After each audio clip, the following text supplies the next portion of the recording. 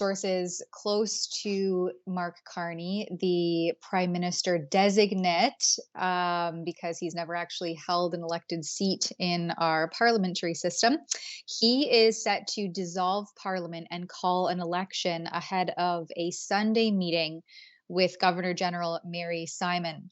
So this comes from sources cited by the Canadian state broadcaster, but I think the political pressure is so heavy and high on Mark Carney to do this that it's something that he probably just at this point cannot ignore. So it said he'll meet with the Governor General this weekend to request Parliament be dissolved, and then there will be a subsequent calling for the federal election. And the campaign is slated to last between 36 and 50 days, with voting taking place on either April 28th or May the 5th. And so this actually comes just a day before Parliament was set to resume sitting, right? Because Justin Yeah. Trudeau, our outgoing and former, now resigned, and I would say disgraced Prime Minister, resigned and prorogued Parliament on January the 6th until March 24th. So this meeting this Sunday will be March 23rd, and Parliament was set to resume the following day, but I suppose it will not now, and we will head right into an election. Well, I think if I were Mark Carney, he's running out of options. So they can't say, oh, things are too precarious with the Americans for us to be running an election campaign right now, considering it wasn't precarious enough for you guys to run a leadership election, and also for it to not be the first thing that you did once you were sworn in as Prime Minister.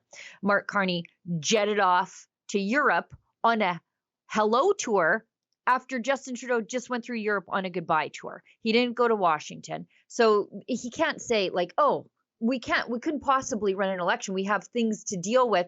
You just did. So sorry, you can't do that. And I think he's never going to be more popular than right now. I think the more people get to know him and the more they see that he can't handle the press, even the friendly ones, like look inside yourself, Rosemary Barton, the more people get to know him, the more they will realize that he is intensely dislikable from all sides. You know, like the Liberals liked Justin Trudeau because he was young and hip or whatever, even though he's not all that young. They liked that he was the popular kid. And Carney's not that. He's the Undertaker. He's just sucking the life out of you to listen to him, and he can't handle even questions he should have had answers to about his personal financial interests. Yeah, I think the Liberals mistook Justin Trudeau's immaturity for being young and fun when really he was just an immature, egotistical child that could not hold his own on the political stage and wanted to dance and have fun instead of being a serious leader. But I think too, as more people recognize and realize that Carney has been the guy in the ear of Justin Trudeau for the past few years, whether that be, you know, the lockdowns, the COVID era restrictions, and handouts that have caused in part some of the inflation that we're facing today. The tax hikes, the reckless spending, the electric vehicle mandates, and we'll get into some more of the hypocrisy involving that shortly. But as people become more aware that Carney isn't this outsider that he claims to be, and and I think a lot of people have really resonated with them when he responded to Rosemary Barton with such a lack of decorum, that people were like, "Oh, wait a second, who is this snake?" And I think, yeah, Carney has no choice now but to call an election. Even, Premier Danielle Smith has been relentless with, we need an election. We need an election. We need a federal government. They need a mandate. And so he's undoubtedly hearing all of that. Yeah, it's it's just a weird thing. I mean, even how he responded to Rosemary Barton, look inside yourself, Rosemary, and how he did that weird thing with his hands. I feel like he would have done the Justin Trudeau grabbing thing that he does when he deals with women, like when he deals with women who are angry at him. Justin Trudeau liked to put his hands on them, to exert control on them.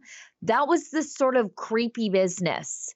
And I feel like I'm I so dislike Mark Carney and his demeanor that here I am finding myself defending, of all people, Rosemary Barton. It's Mhm. it's the craziest thing. And you're watching like the Truanons completely turn on her, say that she's a conservative plant. Like that's how far down the cult rabbit hole these people are. For asking a super basic accountability question about Super. conflicts of interest that are glaring and deserve to be scrutinized. Yeah, let's keep going on the Mark Carney conflicts of interest business because they're just rubbing it in our faces at this point. Evan Solomon, disgraced CBC host, who then went on to do radio, I think, in the Greater Toronto area, or maybe it was Ottawa. I know because Chris Sims used to be a producer on his show, if I recall correctly. She was inside the machine. He says that he is going to run for the Liberals in the next election. Now, it's no surprise that a former CBC journalist is going to, and he was at CTV for a time, run for the Liberals. That's, I mean, Seamus O'Regan, right? Like, whatever, that's fine. I'm surprised he wasn't in Justin Trudeau's bridal party or whatever you want to call it. But here's the thing. Evan Solomon was fired after he was taking secret commissions on art deals while working as a journalist behind the scenes. And one of those wealthy Canadians he dealt with that the commission was that got himself fired was Mark Carney. And it was so secretive that one of the people that he sold art to didn't even realize that Evan Solomon was getting a commission on the sale. And what made this in such a crazy conflict of interest is these are people that Evan Solomon was like covering as a journalist. So among the people whom Solomon brokered the sale of paintings are Jim Basili. So he Research in Motion, that's BlackBerry, it's whatever it basically is gone. And Mark Carney, the former Bank of Canada governor and current governor of the Bank of England. So he dealt with both men in his high-profile host jobs at the CBC. Carney, who's also a friend, has been a guest on both of Solomon's shows. So the conflicts of interest never end. They just don't even care. They're just rubbing it in our faces. And claiming all the while to be outsiders when very clearly they're insiders in this very tight-knit little clique, and everyday Canadians aren't part of it.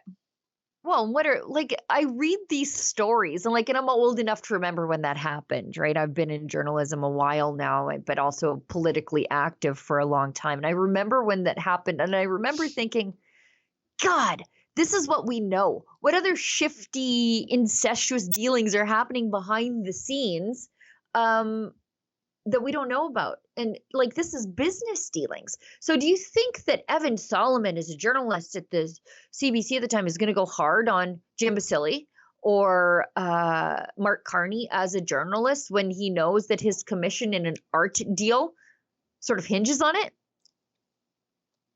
Well, Sick. and likewise, Solomon, now think of all the connections he has within the state broadcaster, CTV, Oh, CBC, yeah. et cetera, et cetera. Now he's running for a liberal as a liberal candidate.